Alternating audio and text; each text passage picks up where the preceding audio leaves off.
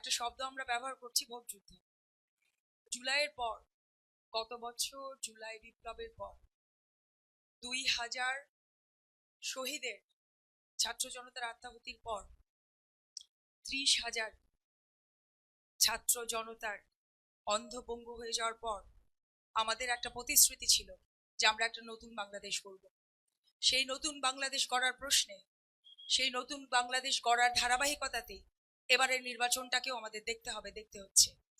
এবারের নির্বাচন বাংলাদেশের আগের যে নির্বাচনগুলো ছিল স্বভাবতই চারিত্রিকগতভাবে এবং সব দিক থেকে এই নির্বাচনটি ভিন্ন। কেন এই নির্বাচনটি ভিন্ন?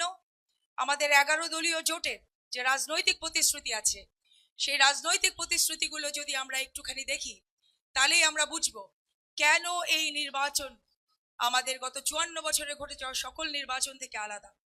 এই নির্বাচনে আমাদের 11 দলীয় জোটের রাজনৈতিক প্রতিশ্রুতি, খেয়াল করবেন, আমরা সবাই ইনকিলাব জিন্দাবাদ বলে স্লোগান দেই।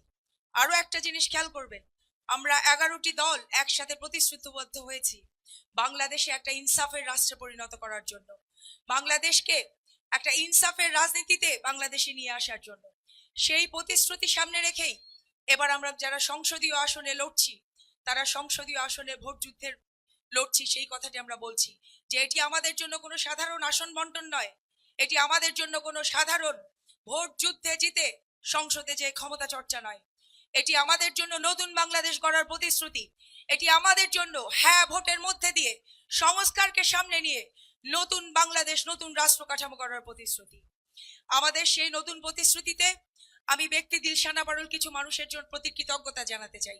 সাভারের আপনারা জানেন আমাদের শ্রদ্ধেয় আফজাল ভাই সেখানে আপনাদের তরফ থেকে ছিলেন এবং আমি যে সহযোগিতা পেয়েছি আফজাল ভাইয়ের কাছ থেকে, আমি জানেন আপনারা যে আমি এনসিপির প্রার্থী, শাপলাকলি নিয়ে লড়াই করছি, সেখানে যে সহযোগিতা আমি পেয়েছি আমাদের শহীদুল ভাইয়ের কাছ থেকে, আমাদের হাসান মাস্টার ভাইয়ের কাছ থেকে, তাদের কথা আমাকে বলতেই হবে, তাদের প্রতি কৃতজ্ঞতা আমাকে দিতেই হবে। 1 মিনিটের মধ্যে আমাকে শেষ করতে হবে, 1 মিনিটের মধ্যে আমি শেষ করে দিচ্ছি। শুধু আমি যে প্রতিশ্রুতিগুলো কথা আমরা দিচ্ছি সেই প্রতিশ্রুতির কথা মনে করিয়ে দিচ্ছি। আমাদের প্রতিশ্রুতি নতুন বাংলাদেশের, আমাদের প্রতিশ্রুতি সংস্কারের, আমাদের প্রতিশ্রুতি পরিবর্তনের। এই সমস্ত প্রতিশ্রুতিতে ভোট যুদ্ধে ভোট কেনা বেচা আর চলবে না। এবার